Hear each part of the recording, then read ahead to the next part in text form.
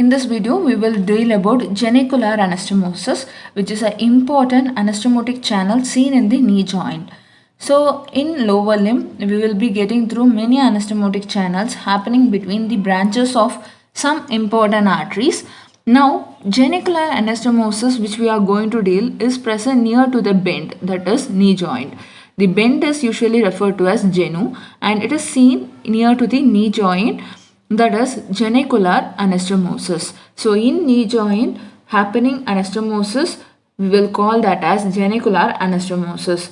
And this genicular anastomosis is happening mainly by the major artery or main artery which is responsible for this anastomosis is popliteal artery.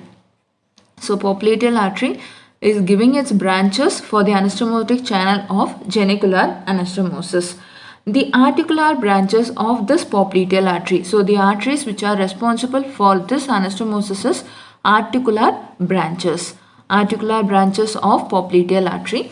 So the arteries which are mainly going to contribute for this anastomotic channel are 5 in number. First one is superior medial genicular artery. Genicular artery. Genicular means articular branch. So genicular artery. Then we have got again inferior medial genicular artery. Then we have got again superior lateral genicular artery. Same inferior lateral genicular artery. Along with this we have got one more artery, that is middle genicular artery. This is an artery which is going to pierce the oblique popliteal ligament which is seen in the knee joint's posterior surface. So in popliteal fossa, that is the posterior surface of knee joint, we have got a diamond shaped depression which we will call as popliteal fossa. In that popliteal fossa we have got a ligament called oblique popliteal ligament which is pierced by this middle genicular artery. Now these are the 4 arteries which we are going to deal in this anastomotic channel. So anastomosis happening between these arteries and some other arteries which is contributing from the other important arteries of lower limb.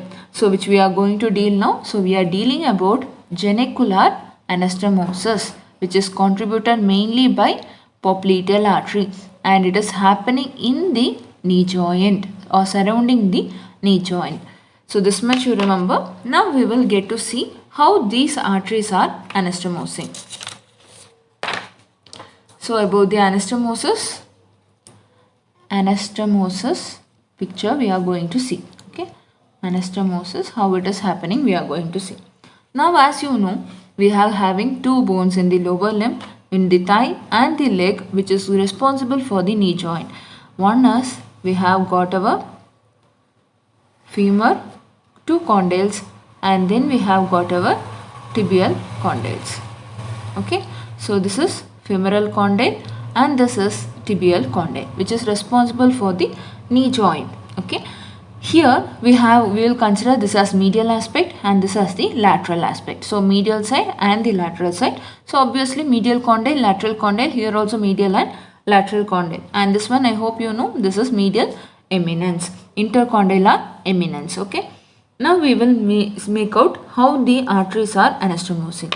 Before going to the details, you know already we have got a artery in the thigh, that is femoral artery, which is going to continue as popliteal artery. So this popliteal artery is entering into the popliteal fossa.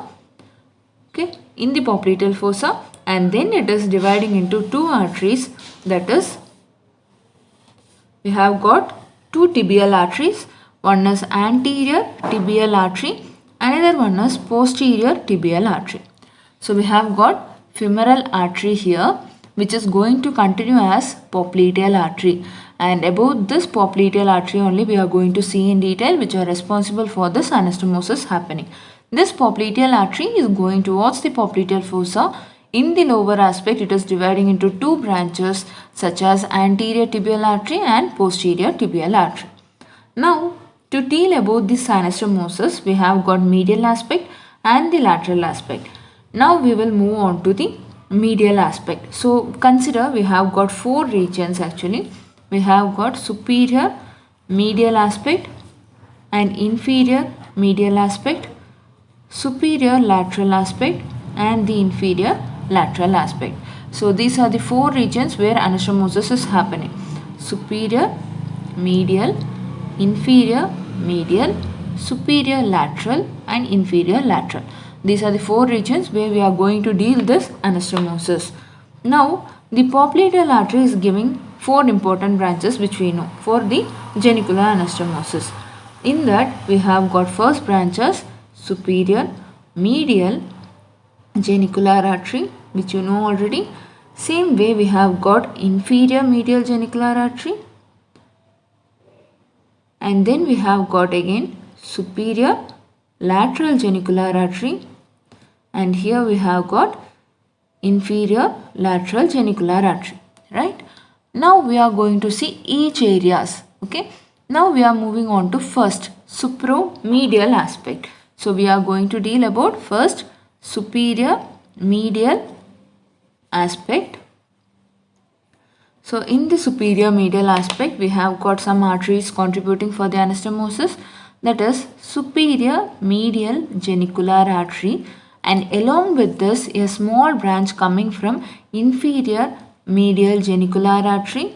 Along with this, a femoral artery will be giving a branch towards the joint, that is called as descending genicular artery. So we have got one more artery, that is descending genicular artery, which is going downwards, okay, to the joint. Okay, so this is called as descending genicular artery, and this descending genicular artery is going to give a branch for the contribution of supromedial aspect. So these three arteries are going to contribute for the anastomosis happening in the supromedial aspect of knee joint.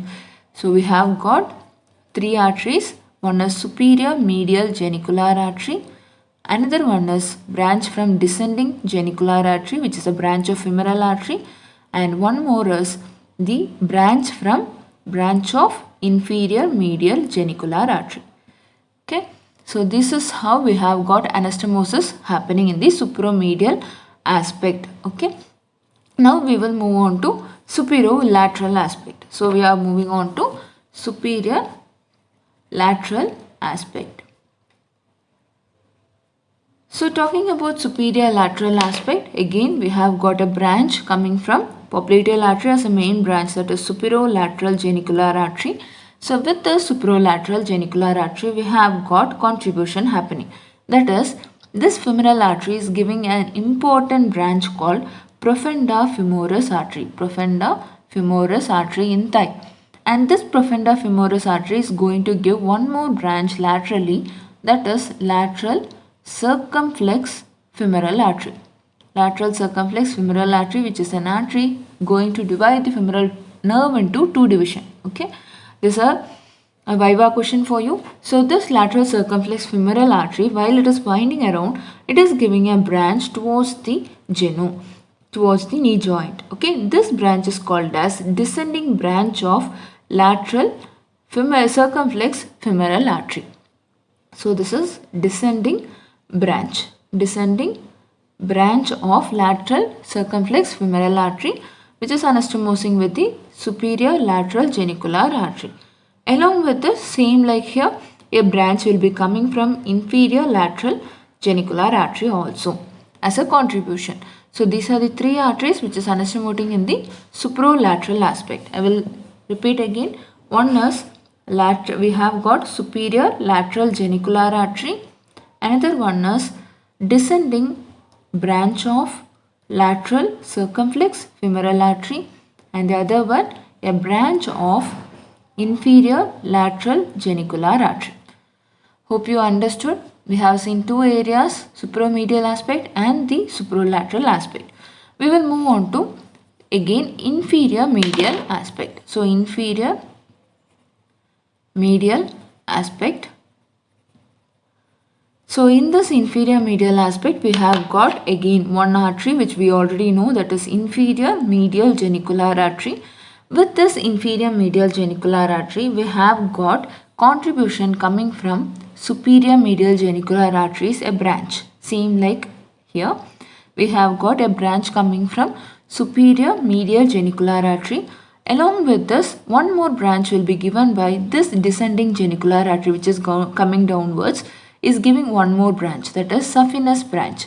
So this is saphenous branch of descending genicular artery. So also going to contribute here. So what are the arteries contributing in the infromedial aspect? We have got inferior medial genicular artery and saphenous branch of descending genicular artery, and along with this a branch of superior medial genicular artery.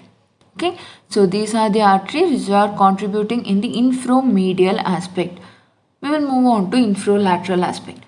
So talking about infrolateral aspect, we already know we have got inferior lateral genicular artery. Along with this, again a branch from superior lateral genicular artery, and along with this, the other arteries which are contributing here are, we have got anterior tibial and posterior tibial as a branch of popliteal artery. This anterior tibial is going to give two recurrent branch. One is anterior tibial recurrent, which is going upwards, winding and going, so we are calling as a recurrent. So this is anterior tibial recurrent artery or branch of anterior tibial artery. Same way we have got posterior tibial recurrent. So we have got posterior tibial recurrent branch. Posterior tibial recurrent branch of anterior tibial artery. So these two arteries also going to contribute here. Along with this, the posterior tibial artery is going to give a branch called circumflex fibular artery.